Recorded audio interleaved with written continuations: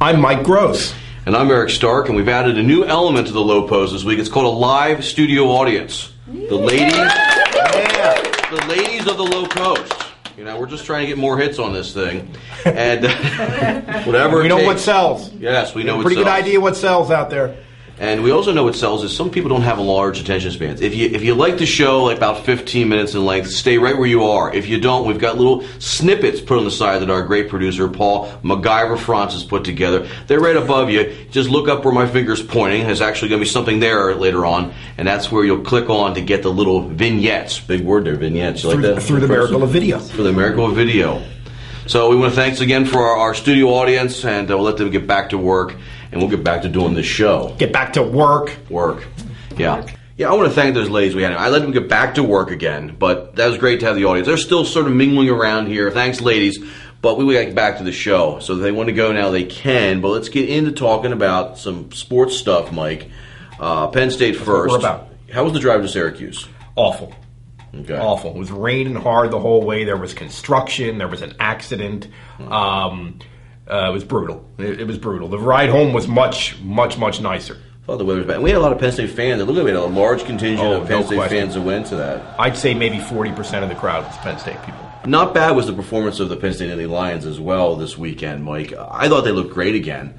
Now, is that because of the competition they were going against with Syracuse, or is that because these guys are starting to click? I think it's a combination of both. I've been, as I've said the other weeks, I've been very impressed with how clean and precise and efficient Penn State has been offensively, especially when they're playing so many people. They're getting a lot of people into the game. They basically played all of the skill position, first string, second string, third string on Saturday, and a lot of them played pretty effectively. I think the first two quarterbacks, Devlin and Clark, both played really well.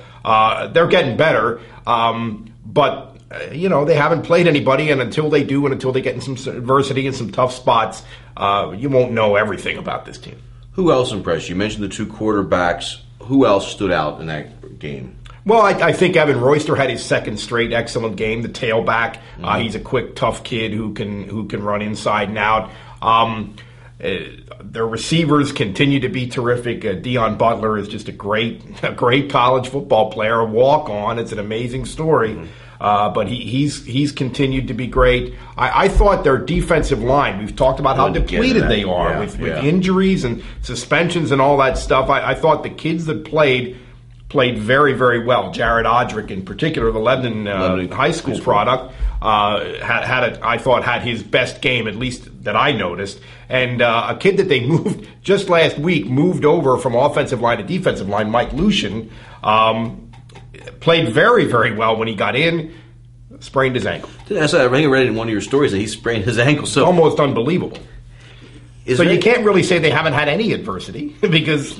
Yeah, Joe says they haven't had any adversity. I'm going, your whole defensive line, you've had a lot of problems. I mean, you lose your best linebacker earlier in the year. I talk about adversity, who's now become a coach on the staff, it looks like. But, of course, Joe means adversity in a game. Yes, I know. Within a game, of course. The biggest adversity in a game so far, two things. One might have been the fumble, the second play of the game. Right. Okay, and they bounced back pretty quick from that. Got the ball right back on the next snap, okay. Yeah. And the other one was, now, if you guys were at the game, you didn't get to experience the announcers talking about it, and you didn't get to either, but I'm at home watching this, and the two announcers for, was it ABC? ESPN had it. Right before half, Mike, Penn State's calling timeouts. Right. And I could tell they wanted to get a chance to maybe run a 2-minute drill or run something when the clock's going down to get either another touchdown or get the field goal team out there. It's got to practice this stuff. And the play-by-play announcer was having a fit, going, this is not right, you shouldn't be doing this. And I think the color man was a former player, and he was saying, no, this is fine. And this is where I agree with the color man here. First half of a game, the first 30 minutes, if you can't field a team to compete with who you're playing, that's on you. That's not on Penn State. And they should be allowed to call whatever timeouts or do what they want. Do you agree with that? Did you hear any flack about this? I agree 100%. I was surprised that Joe did it because once you get in a big lead and you're on the verge of embarrassing an opponent, Joe really normally pulls back. I wonder if it isn't almost even indicative of a little something where he wants to... he has figured out that the offense is going to take this team as far as they're going to go. Right. So he's going to be aggressive and he's going to step on people's neck and not let up. And I thought that surprised me. and people in the stands were booing a little bit, but I thought that was very, very appropriate. And we just got done with his press conference before we came down here. I wanted to ask you about that. And he was asked about that, and he said, "Hey, I'm not going to let him just run out the clock. I mean, at the very least, I'm going to make him punt the ball. Maybe we can run it back. Maybe we can block the punt. Maybe and ideally, we get to work on our 2-minute drill, which they did." And which they haven't had a chance to do because they haven't been in a close game. Maybe we get to work on some things, but also, interesting, you just said, maybe we can run it back. He has so many athletes out there right now, that is a possibility anymore, isn't it? And I just think that this is, I think it's very definitely a change from his usual MO of we just want to not lose the game on offense and try to win it on defense and special teams. He understands that with this group, you've got to fire the weapons you've got, and his primary weapons are on offense. Okay, I got to look ahead now. We've got Temple this weekend, their fourth non-league game. We've got 2 local guys. I want to make sure I get their names in here. Ricky Ubroth plays a little bit of defensive back, more special teams is where you're probably going to see him on Saturday. And the other one is Matt Belisavage, a tight end for the Owls. First of all, you talked with Ricky last night. Yes, I did. Yeah. Do they feel like they can make this a game? Well, they do. They absolutely do. They feel like Temple is 1-2, but their 2 losses have been absolutely brutal losses. This is the second year in a row that they went right down to the last play with Connecticut, which last year was a nationally ranked team, and this year is probably a little down, but still certainly a competitive team. So they feel like, and he was telling me how much better they've gotten. Just in terms of organization and the quality of the practice and what the kids knowing what's going on and what's expected to them, they've gotten so much better in the time that he's been there. He's been there 3 years. I understand they know what they're up against, of course, but they're certainly going into it thinking that they can compete. Sure. You talked about him. Is that a story that's going to be appearing when with Ricky's comments? That will be in the Intel on Friday's paper, kind of a game preview type of thing. I'm kind of going to feature these 2 local Lancaster Leaden League kids that play for Temple. And you can find that online as well for his comments there. Anything with Temple that makes you nervous as a Penn State fan? Very athletic quarterback, pretty good defense. And but the short answer is no. Penn State's not going to have any trouble with Temple, I don't think. The Phillies have a stretch they just played where they got the Brewers, swept them. I couldn't believe they did that to the Brewers, especially after winning a doubleheader. You know how hard it is to win a doubleheader anymore, Mike? Sure, though they almost don't exist anymore. Yeah. Yeah. My one question to you is Brett Myers. This is a guy who started opening day, and people say, "Oh, they're just giving him the opening day start to make him, to pacify him. He's not really the ace. It's Cole Hamels." And yet, the beginning of the year, how he was, Mike.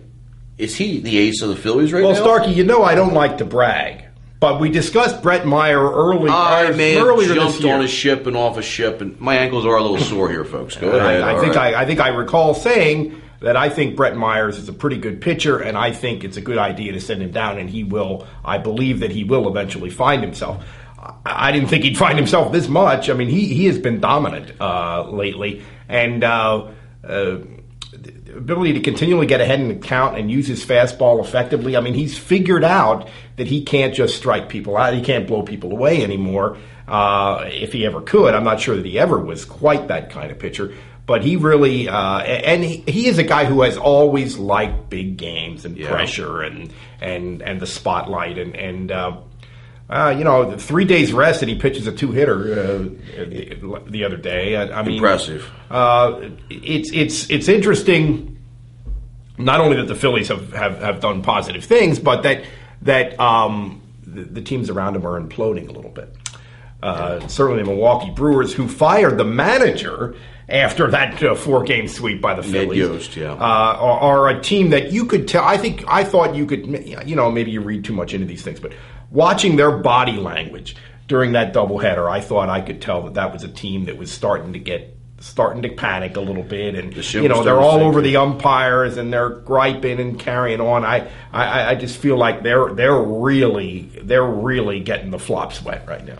Yeah, when the ship is starting to sink, usually you don't throw the captain overboard. But in this case, desperate times. When you haven't made the playoffs since 1982, maybe, you know what I mean? Well, I based on what I've seen of Ned Yost running the game, I don't think he's a very good manager. And at this point, they're desperate enough that maybe that's what you have to do. I mean, it's maybe not fair to Ned Yost as a human being, but maybe it's the best thing for the Milwaukee Brewers right now. What you need to do if you're going to make a playoffs. So that you're this close, If the Phillies do, they're what, half game out of winning the division right now. They're tied for the wild card, correct? Or they one up now? No, they're tied for the wild card. Yeah. Okay, so they're in a spot where they could actually make the playoffs again. My question to you is, if they make the playoffs, based on how Ryan Howard's performance in September, he now leads the league in home runs and also leads the league in RBIs. Am I correct? You are correct. Here's my question: if they make the playoffs, is he MVP this year? Well, I think so. I know you disagree, right? I utterly disagree. Utterly, absolutely disagree. You have another player in the National League who plays the same position Ryan Howard does, who has Ryan Howard by 120 roughly points of batting average, 120 points of slugging percentage, 120 points of on-base percentage, and is defensively light years better than Ryan Howard. If you're gonna vote for a National League first baseman for the MVP and it's Ryan Howard and not Albert Pujols, to me that's la la land. That's insanity. Two things: Pujols is not going to make the playoffs. Which I don't think is a factor. It's become a bigger factor in the recent years. Well, it seems like the barometer for who gets the MVP is based on who got their team to the playoffs. Yeah, but we're not talking about what it seems like the barometer ought to be. We're talking about what it actually ought to be. It seems like the new trend, and he beat him once before, didn't he? Who beat who once before? Howard beat out Pujols once before, and Pujols probably deserved it 3 years ago. Well, that's not to me. That's not an argument for Howard. I'm looking at trends here. Okay, all right. You're assessing. If I'm going to give you that I maybe overreacted on Myers earlier, you can at least give me some of this, Mike. Okay, I'll give you some of that. But I just you don't think it's. I think that RBI is a much more team dependent statistic than most people think. Much more. And Howard simply has had more opportunities to drive in runs than any other player in the National League. And look, I like Ryan Howard, and I really like what he's done the last 3 weeks or so. I mean, he's been terrific. But big picture, 162 games. I think that to give a player individual credit for individual value based on a team's won-loss record is to misunderstand this sport in a really basic, fundamental way. I don't think I like Ryan Howard. He's not the MVP. It's an interesting factor because the other names I've heard is if the Mets would actually make the playoffs instead of the Phillies, Wright or Delgado could be the two that make the MVP or get it. So it seems like it's factoring into it more. So you're old school with that one, and I think the new trend is being if you get your team there, then you get the MVP. So we'll see how this plays out. Yeah, it's more or less like we're throwing things out there. Let's see which one of us is correct on this. Well, I know I'm correct. You're saying who's going to be the MVP or who should be. I'm talking about who should be. I said going to be. Oh, all right. Well, then I agree with you. no, I take it all back. Going to be, I agree with you. Okay. Should be, not Ryan Howard.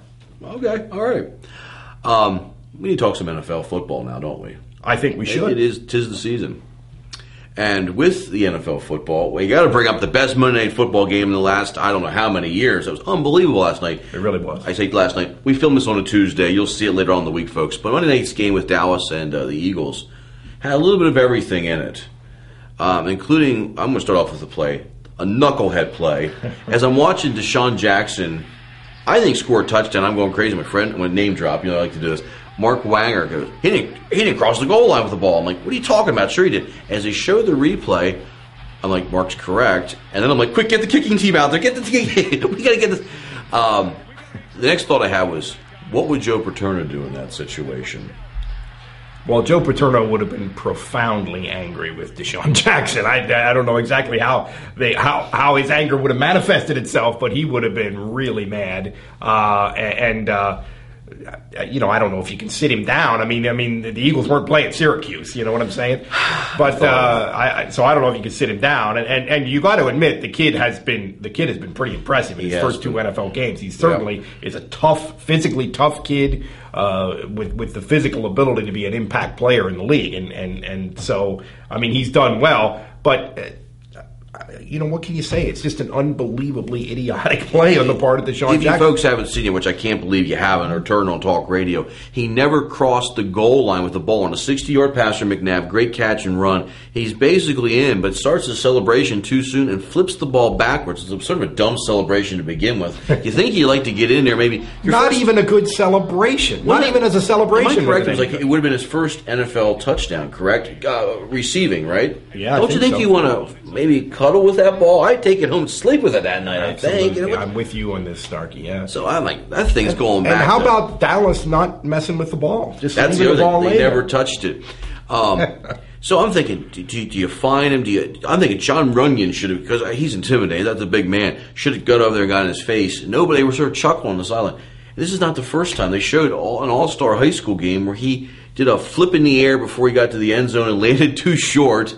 So he fell to one, and then they penalized him for unsportsmanlike to boot. So you think he would have learned his lesson, and he doesn't seem to learn. He's a tough kid. He's a terrific athlete. He's not a Rhodes Scholar, evidently. Even though he went to the University of California, which is a fine institution, doesn't seem too bright. Let's look ahead a little bit. They play the Steelers.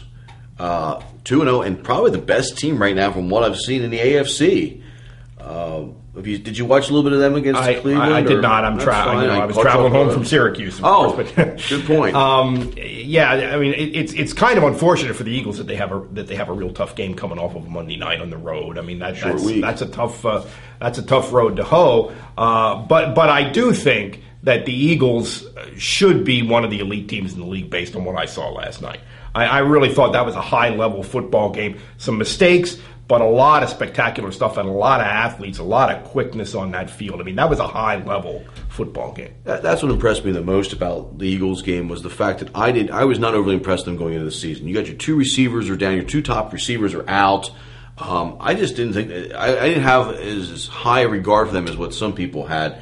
And after watching the game, even though it was a loss, I think they can compete. I think if you're an Eagles fan, you feel better about the team now than you did before last night. But I will say, and I'll admit when I'm wrong again, I told you I thought Cleveland was going to win this the AFC against the Steelers. I said them over Steelers.